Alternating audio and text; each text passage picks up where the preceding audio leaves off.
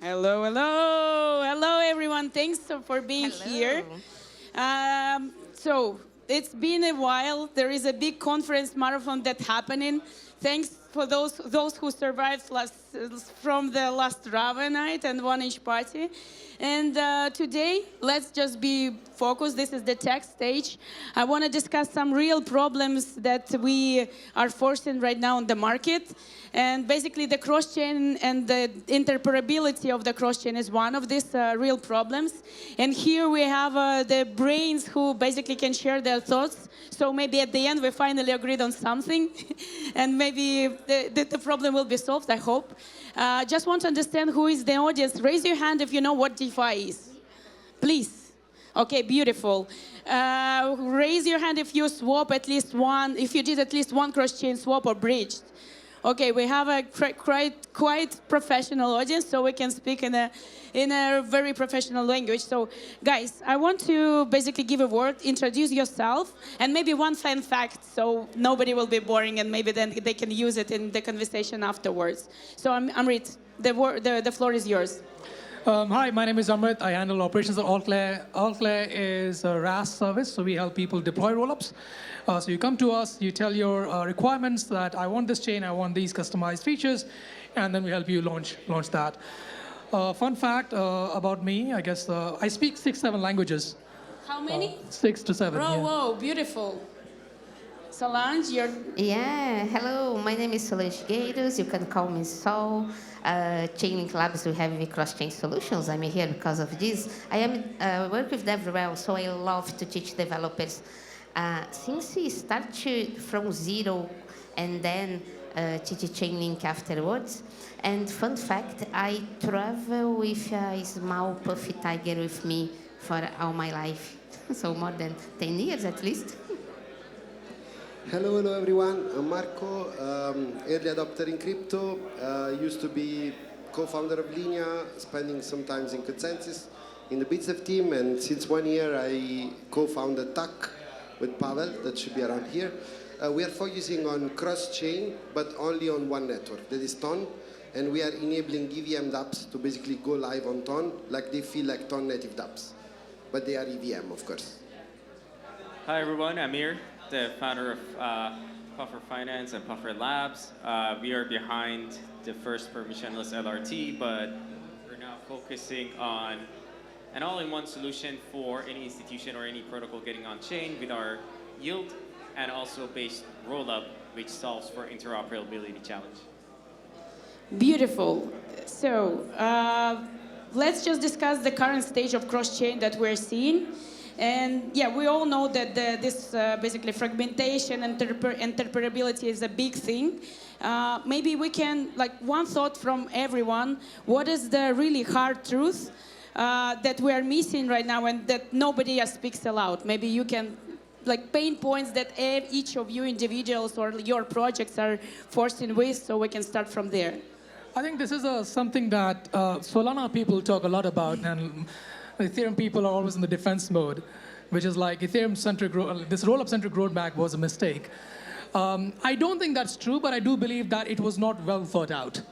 Like, people or the team didn't consider, or the Foundation and the community didn't consider the longer-term business and other consequences of roll-ups. And now we are thinking about, okay, now we have to talk about chain abstraction, we have to talk about base rolls. I think we should have put more thought into this a lot earlier before saying, okay, this is what we're going to do for the next of our life. Yeah, I agree on that. I think security and the speed of transactions, and especially when we talk about rollups, this is the key. Marco, what do you think? Yeah, I mean, I had my own lesson learned from my experience at Linea. Like, I was very bullish on the roll-up-centric scalability roadmap for layer 2. I do agree that it was early, that the ecosystem was not ready, but it was also rushed in a way because Ethereum had at that time big issues when it comes to fees. I do believe that the real problem of that roadmap, it's not really the fact of missing chain abstraction, because now it's coming. I believe that the real issue of that type of rollup is the value leakage from the underlying asset. Because all these layer 2 that are coming up, they are either VC-based, baked, or investor-baked somehow. They are all issuing a token. And this token automatically leaks some value from the other liners. So yeah, that was my 2 cents. And yeah, in this new journey, we actually decided to go on a different narrative where we are creating an EVM chain that is like a B2B. We are a blockchain without users, because we target existing users and we focus on something that is not very always discussed in this industry, that is distribution. We believe industry is missing distribution, and that's what we are, only thing that we are focusing. Thanks. Yeah, so many good points here. But I want to say, roll-ups are inevitable. When you have a decentralized secure system enough that you want to scale and you want to onboard many other transactions and many users, there is always the overhead of consensus. You're going to be forced to go to a roll-up anytime when you scale up. Even on a Solana or even on your own your back garage, supercomputer, chain, you're going to end up wanting to have these roll-ups that batch transactions, compress data, post data in a more efficient way. So we did that, but of course we missed the interoperability piece of it. And the definitions of my roll-up, my VC-backed roll-up should be valued more because of the TVL, in my opinion, is completely wrong and misunderstood. The goal of your roll-up is to batch transactions and do things more efficiently. The goal of the roll-up isn't really, in the end of the day, to hold all the TVL. Where is the least trusted way to hold your money?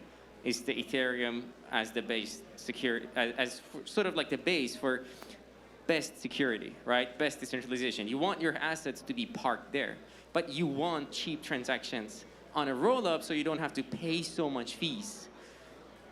And I feel like we are moving towards that direction very soon. These definitions are going to move. The lines are going to move. The whole TVL on my roll-up is going to end because we're going to solve for the fragmentation with the solutions we're providing very soon, right? And then users are going to end up really wanting their assets to sit on the L1. All the whales want their assets to sit on the L1 even today. And then they do complex transactions, trading, swaps, or other things on an L2. But of course, at the end of the day, things would be all initiated and started from the L1 itself. Yeah, I agree with you. Yeah, you want to? I fully agree with you. We know since TCP/IP that if you want to scale, you need to create an abstraction, layer of abstraction. It was pretty clear, super clear, already on Bitcoin with Lightning Network. My question is, does Lightning Network has a different token? Of course not. But I mean, we treat tokens as stocks and a form of control right now, right? If you want to innovate, you need money. How do you get that money? You sell a promise. You sell hey, I'm gonna give you my revenue in the future or something else like that. That's where tokens really came up. But also tokens that might be necessary for governing the bridges or governing the upgrades within the protocol. I'm not so for again, maybe that model is also broken, but we can also discuss why projects need token or not. Guys, you are here, basically the users that we actually want to onboard to the cross-chain solution. Maybe you also want to share your hard truth, someone that basically some ideas or problems that someone wants to share now to the audience to add on what speaker said. No, but I can do this. So basically, 1inch is also working on the cross-chain implementation at the same time. And the reason why we're doing this, and we are not basically doing the bridge aggregator, is that because there are a lot of security hacks that happened recently on the bridges itself. And basically, these hacks showed us that we need to build something which is self-custody, but at the same time, this chain agnostic. Because yes, we see that the lot of liquidity now aggregated on the EVM chains, but the era of any chains is coming. So on our case, it's both basically. Yes, you all mentioned about the liquidity fragmentation. So the solution is, and basically the hard truth is lack of security and the fragmentation that I will also to sum up on what we discussed. And let's basically maybe share on how we're going to solve it. And how you are guys going basically solving this issue that we just and the hard truth that we discussed. Who wants to start? I can start. Yeah, sure. Exactly. I think, like I said, security, it's the big thing on that. And we have the off-chain component. This is the point. You must have a kind of communication between chains, this off-chain part. If you have this in a centralized way, I think this is the risk, the big risk. And even you can have one decentralized network that can be compromised. So this is something that I really believe in chaining with CCAP, that we have 3 chains, 3 decentralized chains to take care of that. Like it's one to propose the transaction in the other chain. It's another one that's the risk management. So looking for every problem that can have even the transaction proposed that is not on the search chain or different values or whatever you'd like to try to hack. There are like a decentralized network taking care of that. And then a third network that is really sending the transaction, executing the transaction in the destination chain. So I think with the segregation of rules and 3 decentralized networks, we have a bit of security. It's better. Guys, yeah. Yeah, so, yeah, I mean, bridge aggregators is all trust, as you mentioned, right? Like, I didn't like clearly heard what you said, but did you mention you creating a decentralized network of this? Yeah, so like I do find that as also overhead. Why do we have to invent another network to sync our other networks? Like this, we have seen like this many times, like creating another network, another layer to secure my cross-chain bridge network. So adding redundancy in sort of like consensus to actually do that. In our opinion, that's just extra, right? Like, what you need to get really like at least on within the EVM and Ethereum. Like I'm not talking about like going from Ethereum to a Tron or like other things. Like let's just not discuss that for now. If you want to like really create a future that will bring efficiency and low cost, our solution is based rollups and based sequencing. The ultimate format of like interoperability is if one big brain is running all of your operations, all of the rollups. What is the biggest brain on Ethereum today? It's its validator sets. If you actually have the validator sets also sequence and run the other rollups, you're having this thing called shared state. At the end of the day, this is not enough. You still need real-time proving to prove that this shared state is actually correct. After that, you can seamlessly transact between the rollup to the L1, between the rollup to the rollup, and you're achieving like, you're trusting to use Ethereum today, right? Therefore, you can trust to use this base rollup architecture to also do your interoperability for you.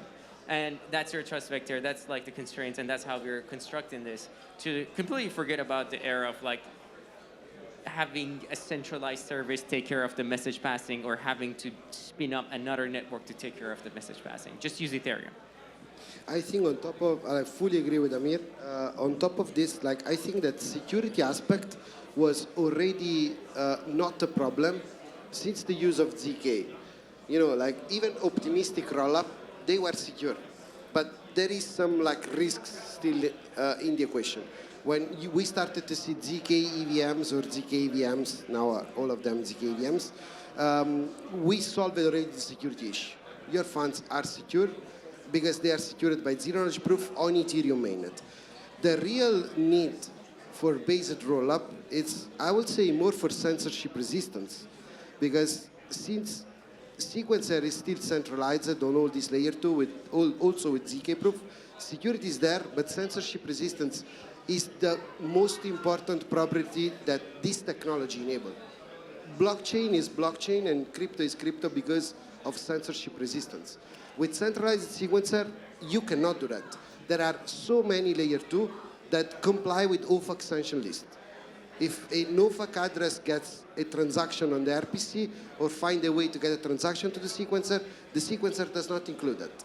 If you look on Ethereum mainnet, this does not happen. OFAC sanction list can still do transaction in Ethereum mainnet. So the based rollup is super good for the interoperability, I do agree.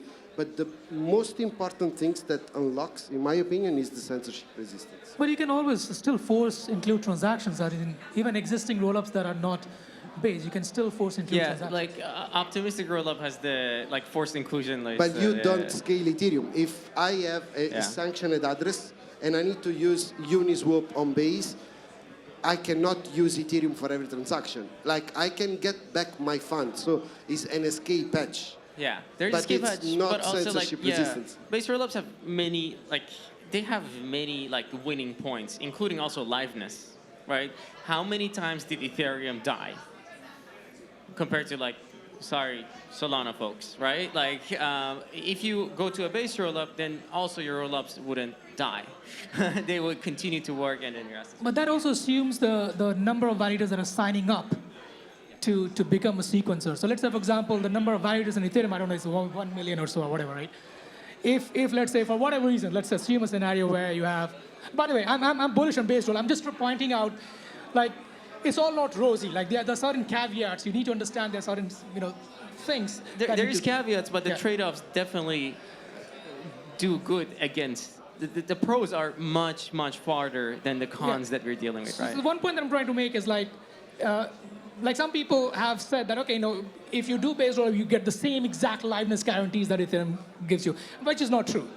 Like you challenge me. Why? Very, very clearly, which is like if only, let's say, 5 validators opt in, you don't get the 1 million validators liveness that you think you get, because it depends on how many people are opting into solving it. So of course you don't get the full liveness guarantee of Ethereum. You don't get the transaction inclusion as often as you would like to, but you get the liveness. So let's say if I only get 5 validators out of 1,500,000 validators that are whatever we have right now, 1,100,000 validators that are proposing, you're getting inclusion only 0.1% of the time, but it still is live. You're not gonna lose finality. No, but what happens if those 5s are down?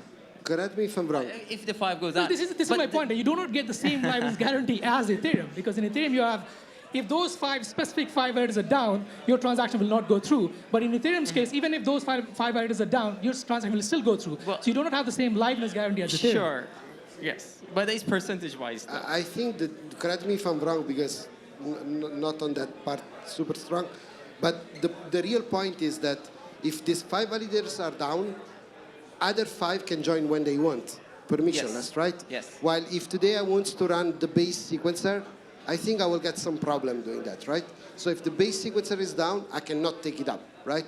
While if the 5 validators are down, anyone can actually become a validator without asking permission to anyone and guaranteeing the liveness. Yeah, and no, but I just want to bring another basically alternative solution. You all discussing one side, but there, we are, and together with the cross team, we're also working on the basically a completely different setup, which is intent-based kind of cross-chain solution, which is again self-custody. And I would tell like audience how does it work is basically we're not using any basically validators, and our validators are resolvers, who is basically professional market makers. And in this case, we're aggregating liquidity to make this transaction happen, not just from the DEXs. It could be professional market makers, it could be private liquidity sources, it could be centralized exchanges. So we basically rely on these solvers/resolvers in 1inch Fusion basically implementation, where this is their responsibility to get liquidity whatever they want, but they like committed through, in our case, through Dutch auction to make these transactions happen. And like your concept, can you, like just from me, to understand what is the basically bottlenecks in this intent-based concept, can you maybe share your thoughts in that, in this case? I'd like to say something, because it's not only about roll-ups and Ethereum. Yes, we should consider cross-chain with Solana or Aptos or Sui or any chain, not only EVM, not only roll-ups. That's the case. That intent-based concept is allowing you to basically bring any chains. Yeah, Ethereum maxes thinks they're too cool and other chains don't exist. That's why. But within that like resolver, of course, like within that resolver, of course, like liquidity is also like always the #1 bottleneck, Yes. right? Like, does it exist in other? But I do find it a very interesting, actually, way. Let's like, chat. Yeah, at least it's a solution for users today to like do a more seamless one. Like compared to previously, you had to be like, okay, what is the liquidity here? How can I move here? Now you just like you have an automated system that figures it out for you. And like, it's MEV protected, and the most of EM chains is gasless. So basically, this is also like good features. I'm not fully selling agree. 1 inch, Like, but 1 inch is good. I don't think there is one solution fit all. You know, like Agree. a cross solution, more in general, intent-based solution. Love the team. Like, always told them back on Linea, they were my favorite bridge partner. But I believe that there are bottlenecks there as well, right? Like you charge percentage of the liquidity you move. So think about you do multiple, solver takes a cut on the bridge, right? That's the model of the market.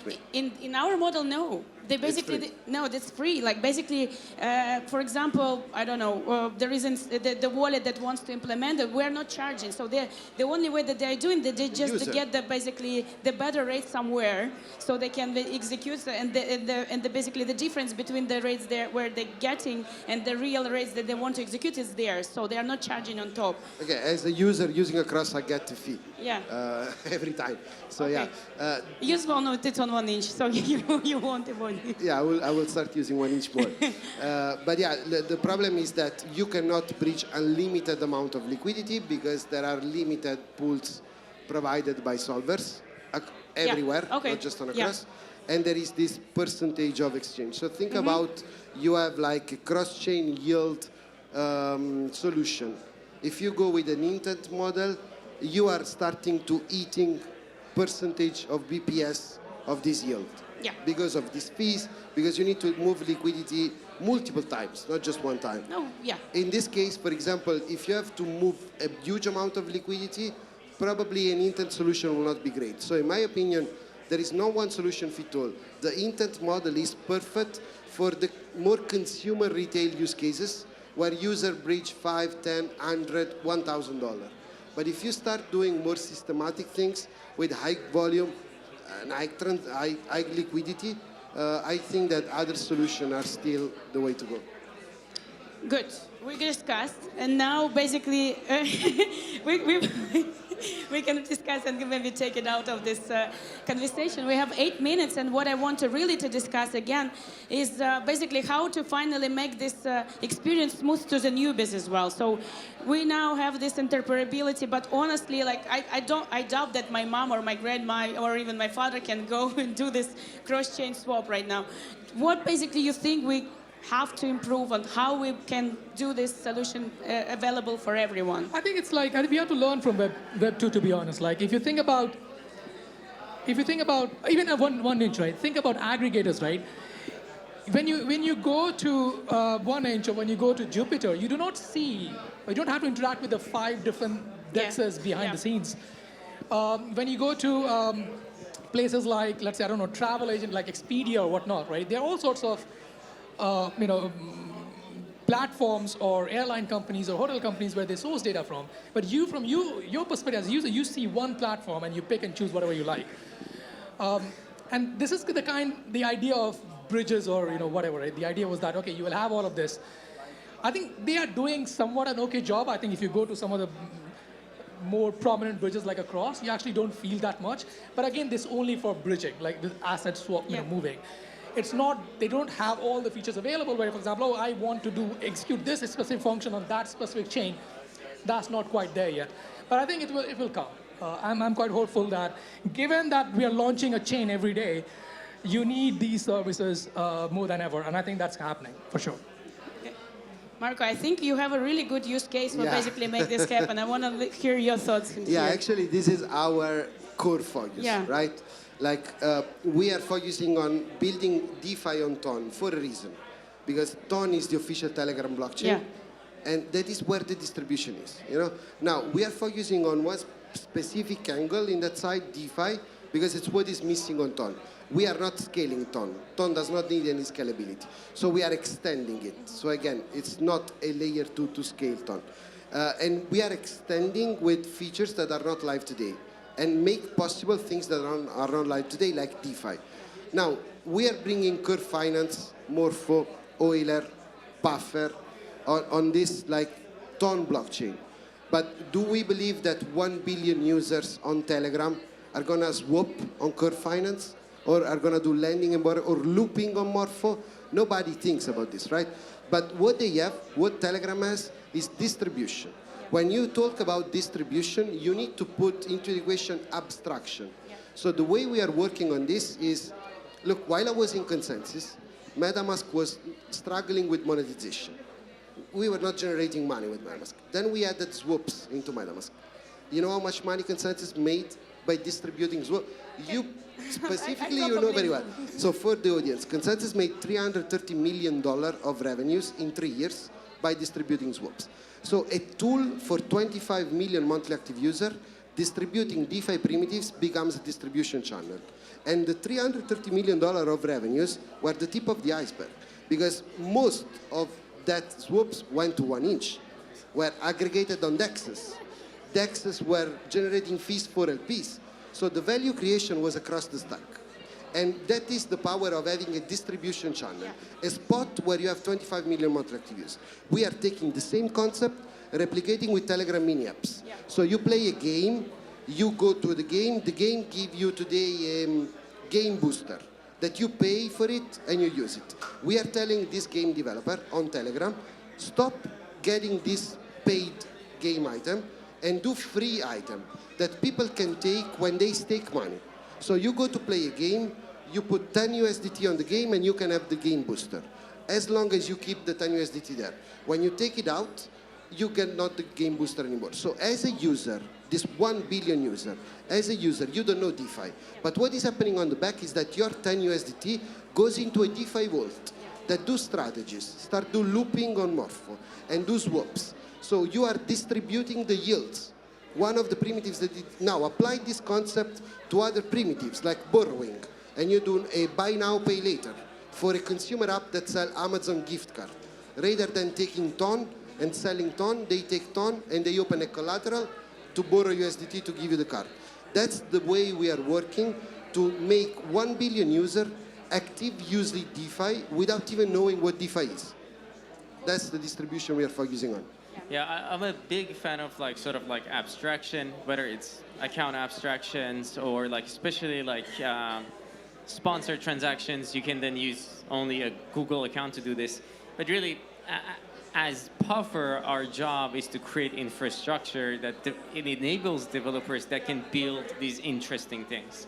I want to make, for example, a developer on Ton, their life easier rather than building a bridge aggregator or trusting the bridges or other things, to trustlessly be able to move users' funds across these chains or across these different environments. So that's what we work on. We really create that basic infrastructure that gives this luxury of developers creating these abstraction layers for grandmas or for like others that are not like so familiar with like platforms or like today's like fast-paced technology. Basically, we're running out of the time, but question to you guys. We discussed the different concepts.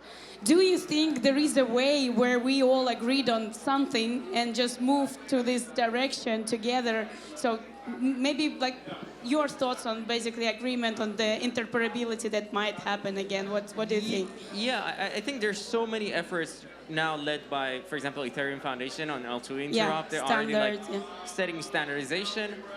There is another effort like base rollups, real-time proving with ZK or other factors that like are needed for this like real-time interoperability. At the end of the day, I feel like there's so many groups of people that are working on a very viable solution. Yeah. And the solution that has the best UX and the least trust is going to win. So I'm happy that actually like there are parallel solutions that are being worked on that eventually we can just offer to the user, and the best UX and the least trust is going to basically win. I agree with Amir. I think we're too early to agree on something here. I think there's lots of parallel threads going on, and we haven't actually gotten a real validation on which model is the best model that users feel comfortable with. So I would say, yeah, we still have to disagree and kind of build our own path and see what users, which path users stick with. Yeah, the standards are the key. Yeah, we must have standards, and this will be the guidance for sure. Yeah. Marco, do you have? I think it's impossible. Just like today when we travel, we have different power plug. Every states we go in the world. I think it's impossible we get the convergence on a single thing, and I think it's not good because that will stop the innovation. Yeah. Look at Bitcoin, right? There's no more, it's ossified completely. As they are going into store of value narrative and it's good, it's ossified. But if we stop arguing on what's the best standard, we end up slowing down the innovation. I think the market needs to decide, as usual, and market will decide in this case as well. The good thought that I heard from the previous panel, where we also discussed on this issue, was that, yeah, maybe there is no one basically alignment where we can agree on, but there is ETH. Let's make at least ETH basically interoperable, so maybe we can start from something, so we can still move into different direction, but at least ETH will happen cross-chain. And basically, we have the panel which is cross-chain DeFi, how to win users. We can win users by contributing even ourselves to the onboarding them to our audience. So my always ask is for everyone here to go outside, educate one person today on how to DeFi, show them one cross-chain swap, so we make this 1 billion users happen. Thank you a lot for being here. We maybe have one time for the question, no time for the questions. We can go outside and discuss this interoperability and cross-chain solutions. Thanks for the beautiful speakers. Thank you. Thank you so much.